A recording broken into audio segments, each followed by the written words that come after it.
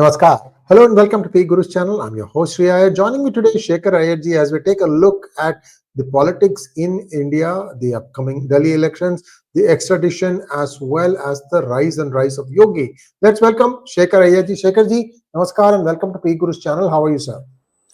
Namaskar, Sree Iyer, namaskar. I'm good, sir. So, Shekhar ji, go ahead, sir. Please go ahead. I thought you were waiting for me. No. Go ahead, sir. Go ahead. No, sir. You please. Well, see, this Tahawwur Rana, he's a Canadian businessman, but he was holed up in LA for the longest time. He finally got, I think he got jailed and he was held in jail there. And he was getting these extradition orders. He just kept prolonging it. Now, finally, the Supreme Court of the United States has said, yes, he can be extradited. Where do you think this thing is going to go? I mean, 2611 is, 16 years ago, 17 years ago. What is going to happen even if you bring him to trial here? What kind of process can we expect? Well, sir, in fact, the extradition process started after, in August of 2018, an Indian court issued the extradition here because the police had filed a supplementary charge sheet where they had named Rana as being one of the co-conspirator along with 𝗟𝙑𝗫𝗍𝗔. And his role was, in fact, very, very significant.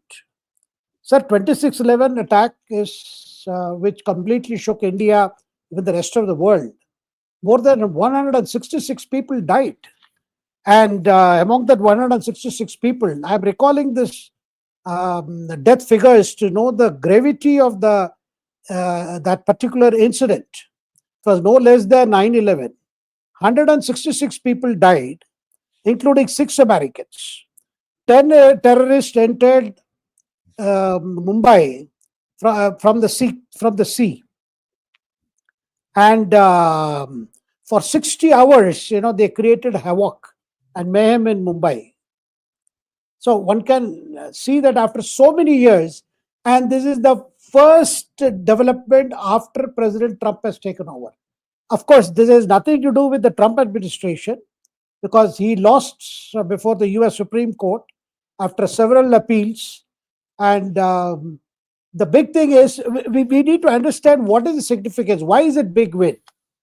Because there are already others India has a long list of people whom it wants extradited. People like there is 𝗟𝗡𝗙𝗏, who is the Khalistan Tiger Force, who is holed up in Canada. Then you have Anmol Bishnoi, who is the younger brother of Lawrence Bishnoi. The gang, the gang leader who gets frequently mentioned whenever Bollywood celebrities are threatened. Then, of course, you have the infamous Vijay Mallya, who is wanted for note default of more than 9,000 crores. Punjab, for this, after Kingfisher collapsed, he remains a fugitive in London. He's going from one appeal to another appeal. And of course, you have the Nirav Modi and his uncle Mehul Choksi, 14,000 crore Punjab National Bank scam. Now, these are big names. Now, Rana, the news of Rana has been received in India with lot of excitement for the simple reason, well, this could become the beginning of a cycle where India can bring all these fugitives who have escaped our law to justice. And there are several more. I mean, people are expecting that with the Trump administration in Washington, even Pannu could be in trouble, though Pannu is also considered an asset of the American deep state. So, sir, in fact, in 2023, the Mumbai police, filed a 400-page supplementary charge sheet and against Rana. It explained what was his role in this whole thing. And since then, we filed the case in 2020, but since 2020, in 2018 and from 2020 onwards, our law enforcement agencies have been pressing American authorities to send Rana. And now, what is the role of Rana, sir? Rana is the person who helped 𝗟𝙑𝗫𝗍𝗔. 𝗟𝗑𝗙𝗍 is the person whom ISI sent to India to plan this whole attack, do the recce, identify targets, and Rana helped him because Rana was running an immigration business in Chicago. And David Headley and Rana are friends. In fact, they are supposed to be childhood friends. And Rana had served in Pakistan army and then deserted the army and then moved to Chicago where he was running this immigration business.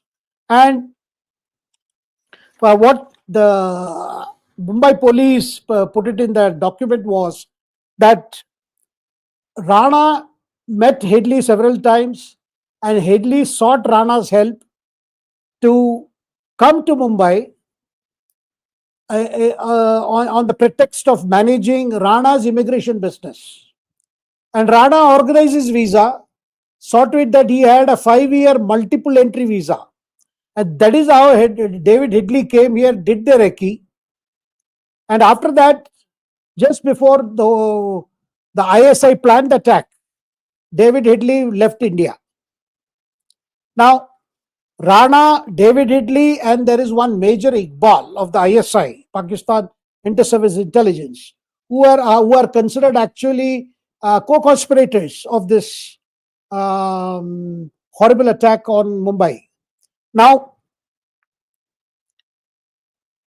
and Rana was indicted in 2009. And in fact, David Headley, because of India's pressure, David Headley, was finally charged in the US. He pleaded guilty to 12 charges of terrorism, including the Mumbai, and a foiled Denmark terrorist attack, which was foiled.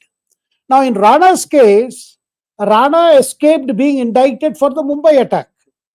US courts did not accept the evidence that was available then about Rana's role in the Mumbai attack. But then Rana was indicted for assisting Headley in the Denmark attack, the foiled Denmark attack.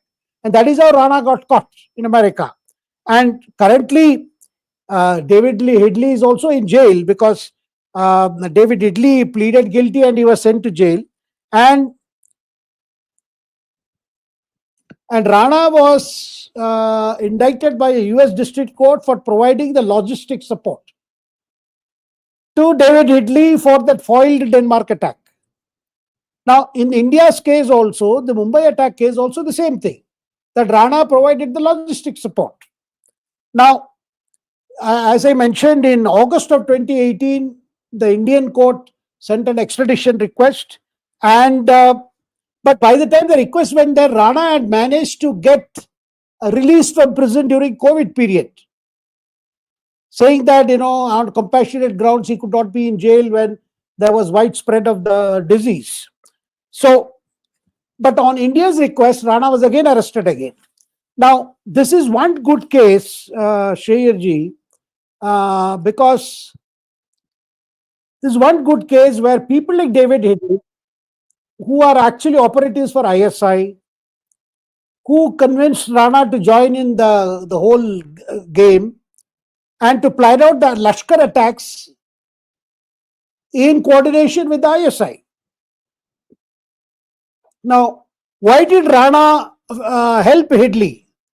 Because Headley promised Rana that since he was an army deserter and there was a case pending against Rana in Pakistan, he would see to it that it would be resolved.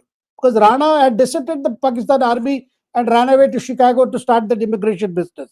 So there was some kind of a quid pro quo between David Headley and Rana, apart from a lot of money being exchanged. Now, before the attack, sir, before 2008 attack, sometime in March, till March, April, Rana and David Headley were in Mumbai, where they, tied up all the logistical support for these terrorists who came via sea. So if this whole story, about, because many terrorists were killed and fortunately one guy was caught alive, Kasab, and these terrorists had come wearing with Hindu symbols so that it would be passed off as a Hindu extremist attack on Mumbai. And fortunately, Kasab was caught, and then we know the rest of the story.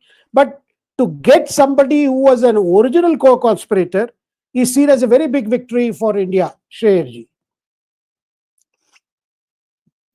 Thank you so much, sir. I'm hoping that the others also will follow suit after this, because once the way is paved, you just basically try to make sure that your next deposition for extradition is watertight, and then that should follow in due course of time. So I'm really looking forward to Pannu coming back to India.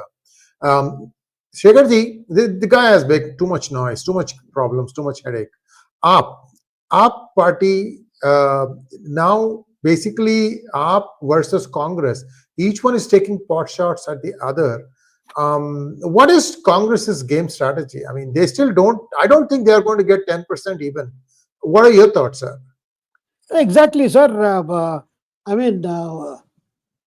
Because that question still lingers. How serious is Congress fighting the Aam Aadmi Party? Sir, when it comes to the top leadership of the Congress, I don't see Rahul yet to jump into full form in Delhi. Whereas his party men, the Delhi Pradesh Congress leaders, they are conducting a very aggressive campaign against Kejriwal. But I am yet to see either Rahul Gandhi or Priyanka Gandhi, wading into the Delhi polls. But nevertheless, Rahul has done one or two, and maybe he may do a few more meetings. But one thing is clear, that AAP is beginning to sense a threat from the Congress, because it is their common vote base which is under question. After all, Aam Aadmi Party's growth was under a campaign that saw that Congress lose its base and support, because Kejriwal successfully managed to paint the Congress party as the most corrupt party. But all that was forgotten in the first election that was held, in which Sheila Dikshit was dethroned after 15-year rule. That was in 2013. And Kejriwal's Aam Aadmi Party, the fledgling party, did not have a majority. And BJP under Harshvardhan, Dr. Harshvardhan, had managed to secure 30+ seats, though short a full majority. And Congress supported Kejriwal. I mean, can you imagine, sir? Kejriwal caused all the damage by having a personalized campaigns against Sheila Dikshit, calling her the most corrupt CM Delhi has ever seen. And after that, the Congress decided that they would rather prop up a Kejriwal government in Delhi than allow BJP to form government. And that's how Kejriwal became CM in the first time. Of course, then Kejriwal always thought he was too big for anything. And therefore, that arrangement did not work out. And finally, elections had to be held again in 2015. And Delhi people decided to give a very big chance to Kejriwal, where he won 67 out of 70 seats in 2015. And since then, we have seen in 2022, people were handsomely, they handsomely rewarded Kejriwal. Though it was not 67, but it came down to 62. Now, this bonhomie between Aam Aadmi Party and Congress has been rather between Arvind Kejriwal and Rahul Gandhi, I would say, because of Rahul Gandhi's tremendous spite for BJP. But for the pressure from the cadre, the Delhi Congress leaders and Delhi cadre, and who have constantly blamed the central leadership for the state of affairs in Delhi, that finally Rahul agreed that Congress should, go it alone in Delhi. Because Delhi Congress is openly saying, we blundered in 2013. We blundered in even before the parliamentary elections 2024 by joining hands with the Congress. And Rahul, criticized Kejriwal in his first public meeting. And even then, Kejriwal's response was rather mild.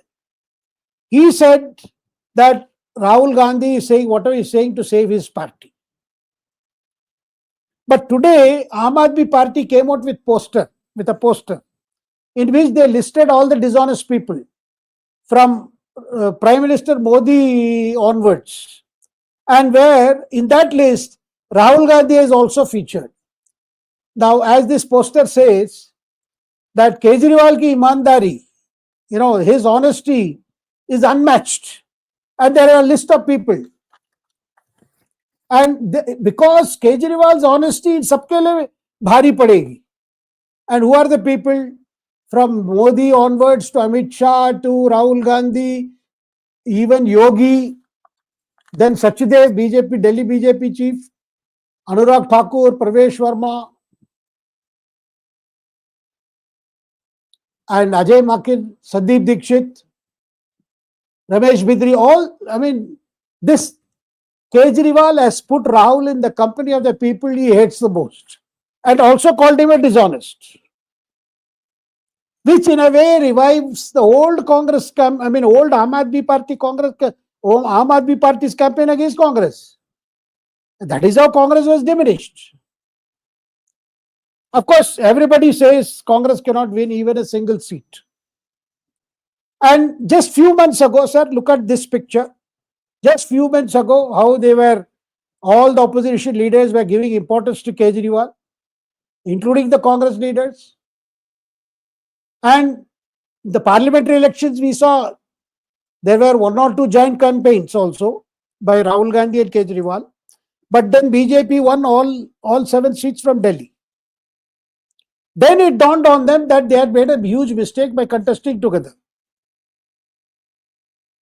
And then they started blaming each other. AAP leaders blamed Congress for losing Delhi, and Congress blamed AAP for, blamed themselves as well as AAP, that we joined hands with Kejriwal. And between 2020 and 2025, sir, a lot of things have happened. Kejriwal's image is not what it used to be. And this is one election where Kejriwal is actually, he seems to be swimming upstream and gasping for breath, because the BJP campaign has been very, very aggressive and very vigorous. And though there is a core support base for Kejriwal, which will not easily desert him. And I still feel, since he had won 62 seats in 2020, even if he were to lose 20-25 seats, he could still just be above the halfway mark. From 62 to, if he falls to 42 or even lesser, more than 25 seats he loses, he still could be just above the mark. Now, question is, his threat, if at all, comes from some Congress candidates who could pose a challenge to the AAP nominees, in which case the Congress may win in some areas. Now, the big question is, how are the Muslim voters in Delhi going to vote? Because their heart is with the Congress, but their head says they have to prevent BJP. If they elect Congress and Aam Aadmi loses, the advantage goes to BJP. So the managers of Muslim votes in Delhi, they are trying to tell their community, look, you have to do strategic voting, because BJP should not win. And that is where I think Kejriwal is also worried, because he feels that Congress may cut into his support base, and even a loss of, say, 5% vote for Kejriwal in Delhi could be a huge setback for him. Sir, in the parliamentary election, BJP managed to get 50% of votes of Delhi. 50%. If BJP can work on that figure and can repeat that in Delhi, they could easily cross the halfway mark. I'm not talking of very huge numbers for BJP, but definitely they could cross the halfway mark. And that's a strong possibility. Because among the middle class, lower middle class, upper middle class, I think this aura of Kejriwal being a very honest politician, a different politician, that is gone. No longer anyone believes. And then he has been, people have seen through his utterances, his statements, his penchant for controversies, knowing very well the arrangement between Delhi and the central government under the constitutional scheme of things. Because last 3-4 years, what one has seen is only the long battle between his government in Delhi and the center, and then senior leaders of AAP getting caught in the excise scam and other scams, and this finally the 𝗔𝗍𝗍 thing. I think that is also quite has proved a big talking point for the BJP. Even Amit Shah in his press set today, where they released the third part of the BJP manifesto, and just as Prime Minister, when he started the Delhi campaign, he gave an assurance that none of the freebies announced by Kejriwal or which are in operation in Delhi will be, done away with if BJP is voted to power. That assurance has been since repeated by top BJP leaders in Delhi to tell those voters who are stuck with Kejriwal that they did not worry about free water, free electricity and all that. That will continue. And we are willing to do much more. In fact, Kejriwal managed to issue 2 manifestos. BJP has come with the third today, and some of the points in the manifesto, they are talking about the future of Delhi also. I mean, in terms of what are they planning, and some they are trying to bring some new elements to show that they are not just looking at just a couple of freebies in comparison to what AAP has been offering or the Congress is offering, but there are other things that they are willing to consider, because like for instance today, sir, they are promising a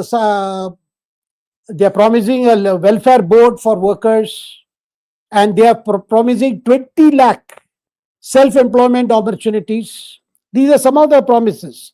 And then free education for needy students from preschool to postgraduate, then cash aid, and the other issue, sir, in Delhi, the Delhi issue is that the trying to legalize, illegal properties and what is called regularization. So they are talking of, 13,000 shops, the small shops, traded shops were sealed in Delhi under a Supreme Court directive. That they are promising that in 6 months we'll find a way to open them. Basically legalizing those entities. And they are promised another thing, sir. All refugees who came from Pakistan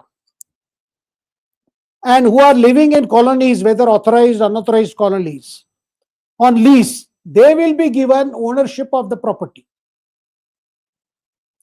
This is a very big thing. And welfare board, which I mentioned a short while ago for workers, it will provide health insurance up to 10 lakhs and accident cover up to 5 lakhs, because Ayushman Bharat has not been implemented by Kejriwal in Delhi, saying that we have our own plan. And they are also saying that they will try to create 50,000 jobs which can be created by government in various sectors. Apart from, what I mentioned, 20 lakh self-employment. Now, the other thing is, sir, there are 1,700 unauthorized colonies. And it has been a long-standing promise. Now the BJP is saying we'll ensure those 1,700 unauthorized colonies, residents of those colonies will get full ownership rights, including buying, selling and construction. And this is something, a long pending demand of the people residing here. And Amit Shah today promised to clean Yamuna in 3 years on the lines of Sabarmati riverfront in Ahmedabad, that we will make it very clean and it could become a recreational center, though it is unthinkable today. Yesterday, sir, Uttar Pradesh Chief Minister Yogi Adityanath was campaigning in Delhi, and he posed a question to Kejriwal that whether he is willing to take a dip in Yamuna now that it is a Kumbh season. And he said, since he cannot take a dip in Yamuna, given the condition of the river, quality of the water in the river, that Kejriwal might as well come to Sangam, Trivedi Sangam, and take a dip there to wash away his sins. And in fact, the Yamuna in Delhi is frothy, and that froth is like particularly during the Chhath Puja, which comes after the 6th day after Deepavali, which is celebrated more people from Purvanchal particularly, and there are a lot of people in Delhi who observe Chhath Puja. And this time, the condition was so bad. The whole river and Chhat Puja requires women worshipping the sun, standing in the river, in a water body. And that is why Yogi said, look, you better come there and take a dip to wash away your sins of, telling lies, making false promises. And we would like to listen to Yogi. एक मुख्यमंत्री के रूप में मैं और मेरे मंत्रीगण प्रयागराज के संगम में स्नान कर सकते हैं, तो मैं पूछना चाहता हूं, दिल्ली में आम आदमी पार्टी के अध्यक्ष से अरविंद केजरीवाल जी से मैं पूछना चाहता हूं, क्या यमुना जी में वह भी अपने मंत्रियों के साथ जाकर के स्नान कर सकते हैं क्या? So this is so there are the whole thing is Kejriwal promised too many things, and he himself has been saying, as if he is very candid about what he has delivered and not delivered, saying, give me a chance, 3 things I could improve. One is the condition of Delhi roads. I could not clean Yamuna. Himself is promising, and also drinking water. That the whole problem is, it's not the free drinking water that people are talking about. It is a quality of water that they get in the name of free drinking water. And so this time, sir, but then Delhi is one place, whether it is municipal elections of Delhi or assembly elections of Delhi or even parliamentary elections, the civic issues of Delhi dominate the narrative. The questions are repeatedly asked of the MP as well as the MLA, as well as the corporator. Now, last 2 years, Kejriwal's party has been controlling Municipal Corporation of Delhi. But has it seen a big improvement under Aam Aadmi Party's dispensation? I think the answer is not at all positive. So, the Delhi elections being, I think, are going to be very, very crucial for Kejriwal, because if he does not win this election, and for some reason that he fails to get the numbers, and Congress also cannot come to his aid, I think then we are going to see a big shift in the opposition politics, because this will also affect the stability of the Aam Aadmi Party government in Punjab. Equally important for BJP, because after gaining more than 50% votes in the parliamentary elections this year, this is a kind of a golden opportunity for BJP. 10 years of AAP rule, with so many people not satisfied, though there are still core supporters who are with Kejriwal, and the lot of their selling points, which were part of their first year in office, first term in office, those are no longer making much big impact. So this could be and of course BJP has been very particular to emphasize that whatever promises they have made in these 3 manifestos, that includes, because that includes 2,500 for women also. And they have said all our promises are backed by Prime Minister's guarantee. In the sense, Prime Minister guarantees their implementation. And Kejriwal's counter is, BJP doesn't have a face. It doesn't have a CM's face. And PM cannot become CM in Delhi. Because the same argument they had used in 2020 also. But between 2020 and 2025, sir, I think the Delhi voters have woken up. They have woken up to certain realities, including the dynamics within Aam Aadmi Party, the leadership of Aam Aadmi Party, and a number of MLAs who have been very unhappy with the going-ons in that party. And I mean, they could all have some kind of an impact as to how Aam Aadmi Party performs. Sir. Thank you so much, sir. Now let's take a look at MahaKumbh and the rise of Yogi. Yogi has been quite, he's really bounced back from the 2024 Lok Sabha elections, although one could not blame him for that. After all, they did not heed his advice. But at least he has now said that this is my way and I'm going. And he is, he's been way ahead of everybody else in terms of recognition of a chief minister outside his state. Sir. Yes, sir. This MahaKumbh has been a very big, massive exercise. a massive exercise that he has personally supervised. And so far, the MahaKumbh, which started on January the 13th, people have seen how in the last 12 days, crores of people have come and had a dip. And several sadhu sons have, congregated there. Apart from media sensation over featuring some sadhus and sannyasidis who are, telegenic, or who are described as beautiful sannyasis and things like that. Media, always going for the for that which which has a lowest common denominator. But the fact remains, sir, with several religious leaders coming, whether it is Sringeri Shankaracharya or whether it is several akhadas that have gathered there, without any untoward incident, where the things are proceeding, and several kitchens are operating there, sir. Even the army has opened a kitchen for all people who are coming there. Without any distinction, everybody is being given food. And there are several welfare organizations working there.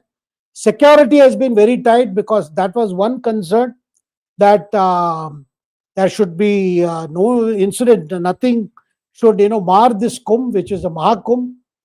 And it has come as part of that 144-year cycle, apart from the being fact that this is held every 12 years. So it has its own significance. And Yogi has been ensuring personal supervision. He is there frequently. There were 2 incidents of fire, and those were because of, as usual, electrical short circuit or whatever. Other than that, it has been a very smooth affair. And touch wood, there are many more days to go, because Kumbh is supposed to be a 48-day kind of a period, or what you call mandala, where, for the sadhaks, this is a period of not just having a snan, but also performing sadhana. Because this part of the year, with this kind of constellation in the skies, yes, it is very important for the sadhana. And that is the reason why many of these sadhus and sons and Mahapurush who have come there, they are camping there. But as usual, the critics of Yogi, particularly our secular friends, have been asking, why is state involved in this exercise? Why should 5,000 crores be spent? And sir, many brands, big brands have also taken space there, because there is a lot of commercial opportunity. With so many people gathering there, some of the consumer brands, fast-moving consumer brands, FMCGs, they have put up stalls and they are trying to use that occasion for marketing. This is also happening. But the fact remains, it's such a big affair in terms of security and sanitation. There are 15,000 workers who are only handling the sanitation work. Because with lakhs of people coming, and there is a lot of crowd, there is no doubt about it, sir. And a day before, we saw Yogi and his cabinet team taking a dip, because it has been, general restriction has been given that VVIPs should avoid taking bath during, they should not be there during any of these year period. Sir, in the early 50s, when there was a MahaKumbh in the same place, when Pandit Nehru was also there, a stampede had happened. And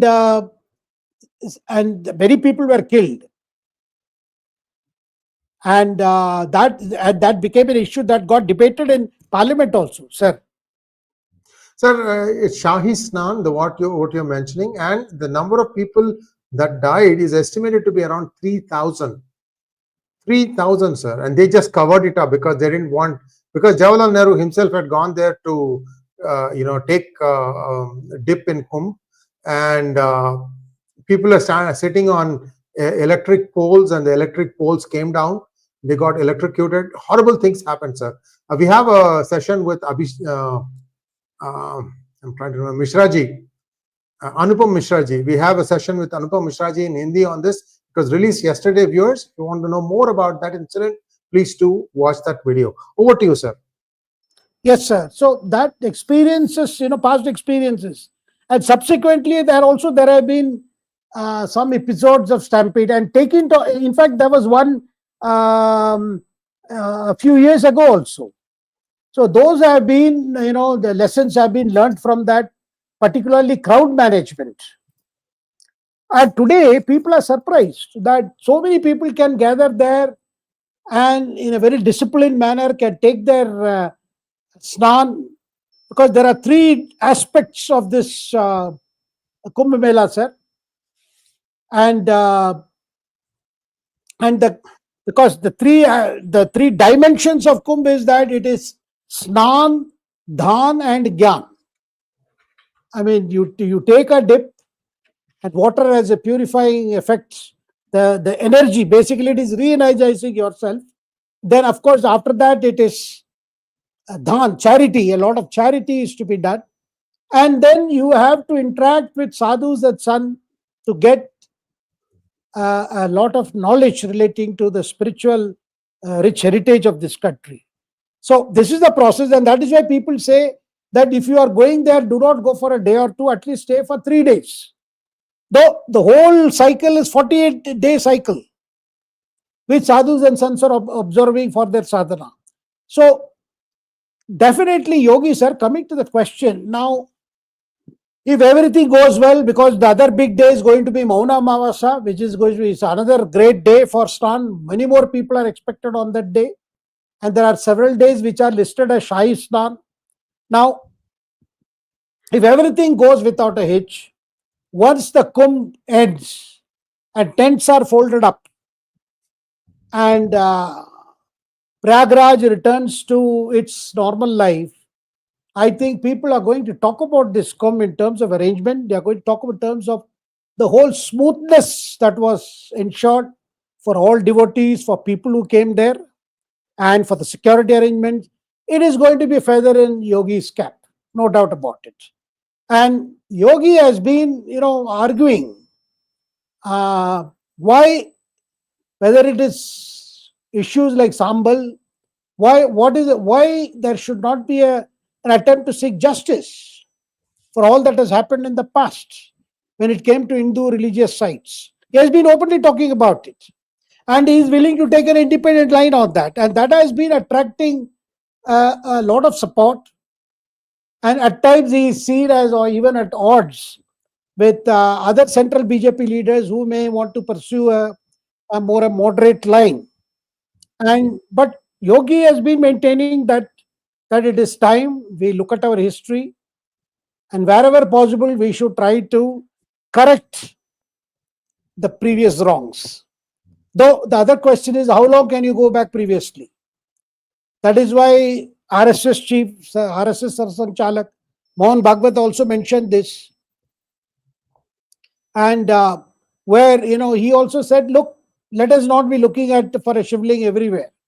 But Yogi says there are certain areas in Uttar Pradesh which have seen a lot of injustice being done to the Hindu devotees, to the Hindu faithful. Sir. So there is a slight change in the nomenclature. It's not called Shahi Snan this year, it's called Amrit Snan. Just so we understand what the terminology is, slightly changed.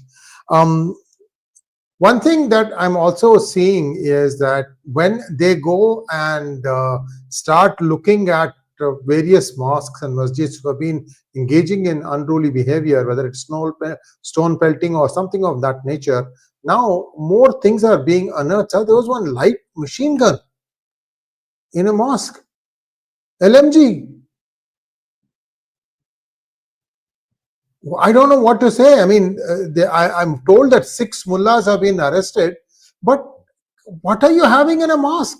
See, whenever you catch them with something like this, they have to close down the mosque completely. I don't know what else you can do, sir. It's just dangerous. Light machine gun, you can mow down hundreds in just a few seconds, Shekhar ji. You mount it on the turret on top, done. Sir, you just take the case of Sambal, sir. In Sambal, you are discovering how lands have been encroached, temple spaces have been encroached, temples have been buried, And this has not happened in some 400, 500 years ago. It has happened in the last 50, 60 years. 1978, sir. That's when 1978 is when there was an exodus out of Sambal. Just like the And way it happened after. Yeah, sir. Go ahead. yeah, I mean, these are not very far, way back in some centuries old. No. These are all very of recent memory. Right. And there are people who have been victims of that.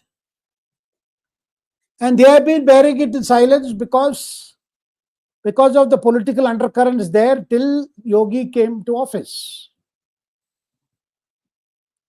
So that is why, sir, I feel that, of course, today the whole issue of Places of Worship Act, that it is before the Supreme Court. Supreme Court has sought what is the center stand.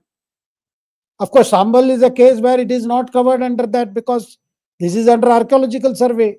All monuments which are under archaeological survey, they are not covered by Place of Worship Act. They were exempted. So this is going to be an issue. But apart from that, Yogi is not all about Hindu temples. Now coming to what is going to be the status of Yogi post Kumbh, one will have to also take into account the changes he is trying to bring in Uttar Pradesh. Whether it is attracting investment, whether it is creating industrial parks, building new airports, and the kind of boost that Uttar Pradesh is getting today, and the way the growth story of Uttar Pradesh, because that growth story should not take us.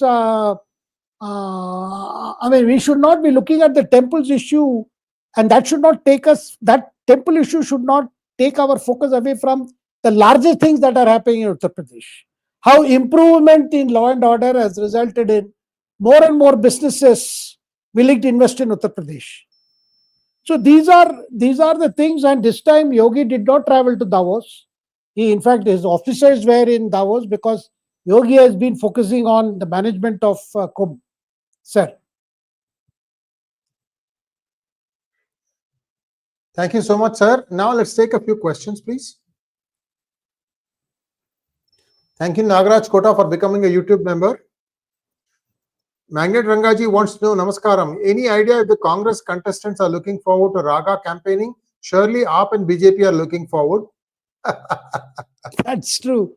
That's true. But then one gets the impression that the Rahul Gandhi has not unleashed his aggression that normally which he does for Congress, for BJP.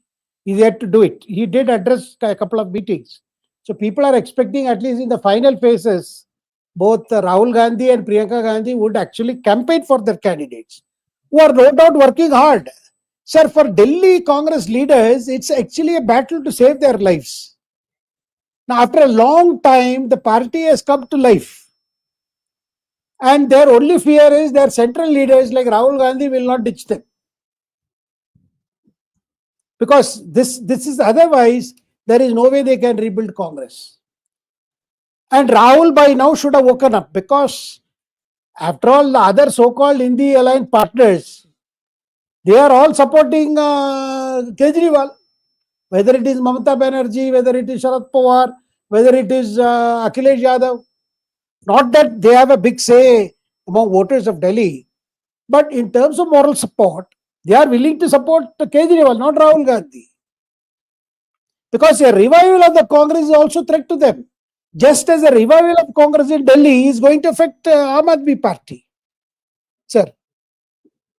Thank you so much, sir. Rohit Akshay wants to know, the dual citizenship of RaGa has gone cold and doesn't seem to have any progress. Was that a storm in teacup as usual? No, sir, that is an ongoing case where the Home Ministry's replies were sought. There is a case going on in Delhi High Court as well as in Allahabad High Court. The case is in progress. Next one, please. Venkatraman wants to know, after February 8th, will we see INC and AAP holding each other's ears and doing Thopu Karanam, uttering Unnala Nanketta, Ennala Niketta? Sir, you should translate this for our non-Tamil audience. Yes. Unnala Nanketta, Ennala Niketta. That means what? You drowned me, you drowned me, and the other guy also says, you also drowned me. I got drowned, but you pushed me down. Of course, they said it just after the Delhi elections. Just after the Lok Sabha elections of 2024, this was exactly, they said, no more alliance. No more alliance with Aam Aadmi Party. But even after that, sir, look at it. They broke their alliance up. As soon as Delhi elections were over and the results were known, they said, no, but this is the end of our show. But then when Haryana elections came, the same Rahul Gandhi pressurized Haryana Congress leaders to see that some seats were allotted for Kejriwal in the name of the Grand Opposition Alliance. Haryana leaders like Bhupendra Hooda didn't want to oblige Kejriwal. They said, what aapka kya hai unko seat dena? What is their stakes? And finally, because of Rahul's pressure, they were offering a few seats, 5 or 6, and that was too insulting for Kejriwal even to consider. And that's how they went it alone. But sir, an analysis showed that in many places, at least 10, 12 places, Aam Aadmi Party cut into Congress votes in Haryana, adding to its already difficult position in Haryana. It did show in some places. People tried to point out that they should not have done it, that they could have had an understanding. But then Congress was riding very high before the Haryana elections. So here also what we are going to see, sir, but one thing is clear. If Congress really, if it's not so much bothered about BJP and it is willing to recreate its space, then it must fight this Delhi elections fully. Rahul Gandhi must campaign fully, Priyanka Gandhi should campaign fully, and not just be in the fear of BJP getting advantage. Sir, BJP always has managed to keep its core vote intact, and in the parliamentary election, they gained more. The parliamentary election, they got new votes, which goes to show the lower middle class of Delhi are beginning to see that Kejriwal is all bluff and bluster. That they have realized now. That a lot of things are promised and nothing is delivered. Sir. Amog wants to know, Iyerji, what's your view on Rajiv Malhotra's warning about foreign surveillance of Kumbh Mela to gather demographic data? Well, other countries could be looking at this gathering in terms of how it is making headlines. Well, demographic data, it is known that this always attracts a lot of people. And a lot of people come. And this is not new. It has been happening for centuries. But this time what has happened is the statecraft, the administration, and a lot of volunteers. Sir, there's a lot of civil volunteers are involved. And a lot of public spirited organizations who are doing a lot of seva for the devotees. The seva element of such a religious gathering cannot be understated. The several organizations are involved in providing facilities to the devotees. That is why it is said, more than you taking a snan, but helping others snan karwane mein zyada punya hai. If you help others take a dip, it is considered even more good. अपना स्नान से ज्यादा दूसरों को स्नान करवाना वो ज्यादा महत्वपूर्ण है. That's what they say. Thank you, sir. Vijay Kumar Srivastava wants to say, sir, extradition of Tahawwur Rana may pull Mahesh Bhatt's son and some leftist journalists who made fake narratives. Vijay ji, once Rana is here, I think all these aspects are going to come under scrutiny again. Because Rana came here, he set up an office here, that immigration business, which 𝗟𝗏𝗍𝗍 was put in charge. That was a cover for this undercover. There was a cover for all these activities that was going on to target Mumbai. Definitely, once police lay hands on him, they will also quiz him as to the role of the 𝗖𝗍. Who are the people in the 𝗖𝗍 who organized this whole thing? As I mentioned, one Major Iqbal's name had figured in the emails exchanged between Rana and 𝗟𝗏𝗍𝗍. One Major Iqbal of the 𝗖𝗍, his name has featured in their emails, which have been presented by Mumbai Court, the Mumbai Court, which was part of the extradition process. Sir. That brings us to a close of today's program. Thank you very much, Shekharji, and viewers will be back with Shekharji on Wednesday. Namaskar. Namaskar.